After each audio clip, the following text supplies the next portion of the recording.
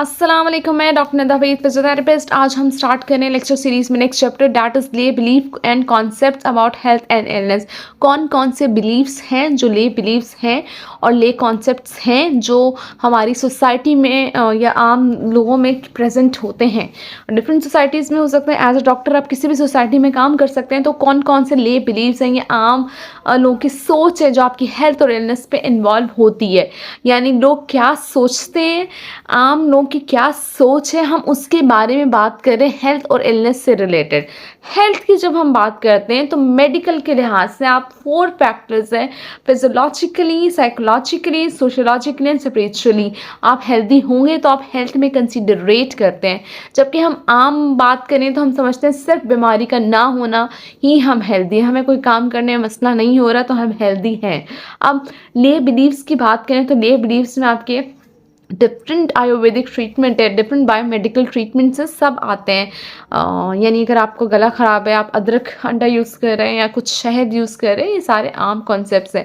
या हल्दी दूध यूज़ कर रहे हैं, जोड़ों का दर्द है, तो ये सारे आपके ले बिलीव्स में आ रहे होते हैं, यानी ले कॉन्सेप्ट्स हैं।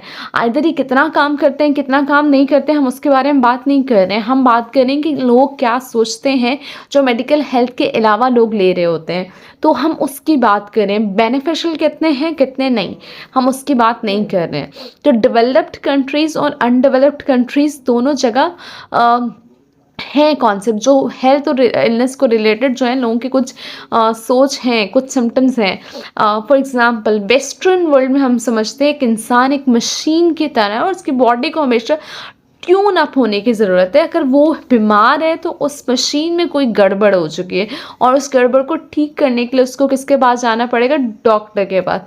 अगर हम आयुर्वेदिक कॉन्सेप्ट देखें जो इंडिया और साउथ एशिया में बहुत ही ज़्यादा प्रेजेंट होता है, उसमें कहते हैं कि अगर आप बीमार हैं तो ये कोई भी किसी भी आपकी जो है, अगर कोई भी आप फिजिकली या मेंटली सोशली अगर आप बीमार हैं तो कोई ना कोई it can be super natural power या कोई भी डिफरेंट रीज़न हो सकते हैं। तो इसके लिए आपको क्या करना पड़ेगा, वो आपके डिफरेंट आयुर्वेदिक ट्रीटमेंट से डिफरेंट इसमें डिफरेंट मेडिसिन आती हैं, डिफरेंट हर्ब्स, बेसिकली मेडिसिन नहीं होती, हर्ब्स से मेडिसिन बनाते हैं, यानी जड़ी बूटियों से आपका इलाज कर रहे होते हैं। वेस्टर्न वर्ल्ड में अगर आप चेस्ट पेन है तो वो उनके लिए एक अलार्मिंग साइन होगा। आयुर्वेदिक में अगर हम देखें चेस्ट पेन है तो वो कहेंगे इमोशनल अपसेट है, उसकी बॉडी में ब्रेकडाउन हो गया, परेशान है वो। तो कल्चरल डिफरेंसेस की वजह से लोग जो है डायग्नोसिस को भी वैसे ले रहे होते हैं। अब देखें चेस्ट पेन मतलब लोग तो एक ही हैं, चेस्ट पेन चाहे बाहर में हो रहा है या आम इधर आयुर्वेदिक यानी उस इंडिया में हो रहा है तो सेम ही है, लेकिन लोग डायग्नोसिस इसी बेसिस पे कर नहीं पाते हैं। और जो वो बाहर रहेगा तो उसकी सोच होगी कि हाँ अलार्मिंग साइन है, मसला हो सकता है, हार्ट का इशू हो सकता है, लेकिन आयुर्वेदिक कहता है आप मेंटली इमोशनली आप अपसेट हैं।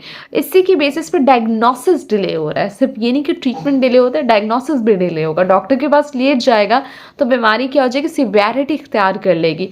फॉर एग्जाम्पल अगर हम एब्डोमिनल पेन की बात करें तो एब्डोमिनल पेन अपेंडिसाइटिस से भी एसोसिएट हो सकता है, लंप भी हो सकता है, कोई इंजरी भी हो सकती है।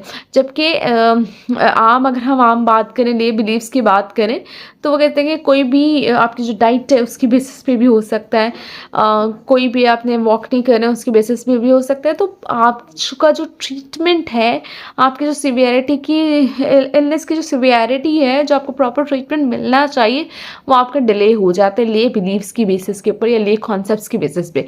ले कॉन्सेप्ट्स किस बेसिस पे लोगों के अंदर पेनिट्रेशन करते हैं, वो जहाँ रहते हैं वहाँ की सोशो इकोनॉमिक स्टेटस, वहाँ का कल्चर, वहाँ उनसे रिलेटेड वो डॉक्टर्स के पास कितना जा रहे हैं, कितना नहीं जा रहे, वो इस चीज़ पर डिपेंड करता है। अगर हम नॉर्थ अमेरिका की बात करें, वो हर चीज़ पे उनको नज़ला, खांसी, बुखार हो जाए, फ़ौरन से फ्लू हो जाए तो वो डॉक्टर के पास जाते हैं और एंटीबायोटिक्स को प्रेफरेंस कर रहे होते हैं।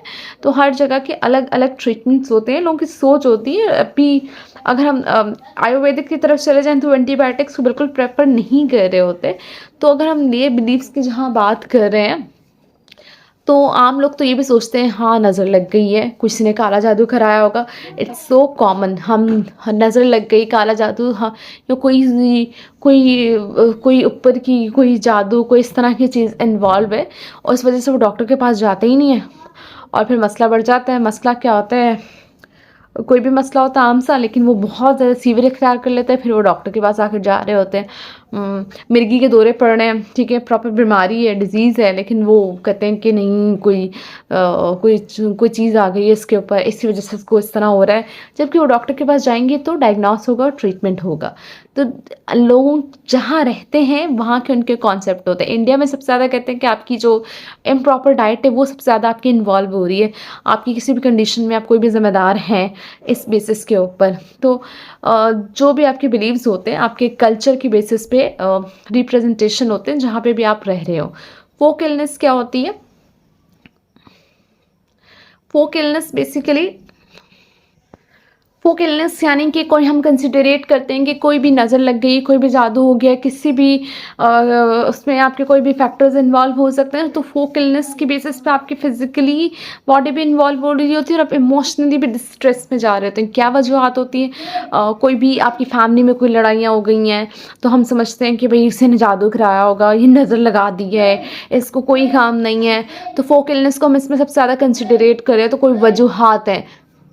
सिम्टम्स जो फोक इलनेस के क्या होंगे? कोई भी इंसान है, उसके जो भी जिस भी कल्चर में रह रहा है तो उसके जो सोचने का तरीका है वो उसके हिसाब से होगा और उसके बेसिस पे क्या होगा, उसको सिम्टम्स भी अपेयर होना स्टार्ट हो जाएंगे। तो फोक इलनेस, मैं इसको ये नहीं कह रही कि नज़र जादू क्या होता है क्या नहीं होता, होता है कि नहीं होता, लेकिन जो है वहाँ जो लोग रहते हैं जहाँ पे ज़्यादा उसकी बेसिस में वो इन चीज़ों पे ज़्यादा यकीन रखते हैं।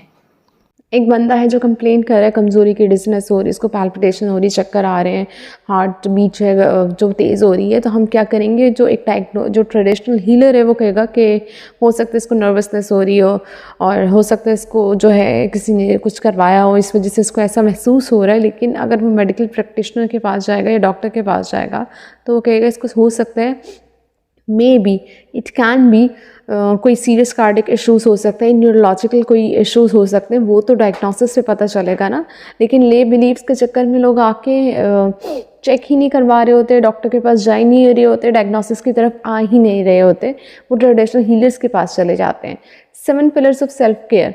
सबसे पहले जो पिलर हैं वो आप खुद हैं, अपने दिमाग की यानी मेंटल, अपनी दिमागी सेहत का ध्यान रखें। मोस्ट इंपॉर्टेंटली हम बहुत सारी ना फजूल चीज़ों पे घबरा रहे होते हैं, परेशान हो रहे होते हैं जिन पर ज़रूरत ही नहीं होती हमें घबराने की, लेकिन हम उनको सोच रहे होते हैं और हम उनको रोक नहीं रहे होते। चीज़ें हमारे लिए इतनी इंपॉर्टेंट भी नहीं रखती, लेकिन हम उसकी बेसिस पे अपनी मेंटल एबिलिटी जो है बहुत ज़्यादा जो है वो ख़राब कर रहे होते हैं, तो उस चीज़ को अवॉइड करें। दूसरी हम बात करें अपनी फ़िज़िकल एक्टिविटी को स्ट्रॉन्ग करें, अच्छा खाना खाएं, हेल्दी खाना खाएं और जो कोई भी रिस्क अवॉइडेंस है लाइक स्मोकिंग हो गया, एडिक्शन हो गई, उस चीज़ को अवॉइड करें। हेलमेट का यूज़ करें अगर आपको बाइक चलाते हैं, या प्रॉपर सीट बेल्ट यूज़ करें अगर आप कार वगैरह यूज़ करें, यानी प्रॉपर ट्रैफिक रूल्स हैं तो उनको फॉलो करें। ऐसा रिस्क ना लें जिससे आपको कोई भी प्रॉब्लम हो सकती है। अपनी हाइजीन का अच्छा ख्याल रखें, सफाई क्लीनलीनेस का अच्छा ख्याल रखें, खाना अच्छा खाएं, एक्सरसाइज करें, अच्छा सोचें।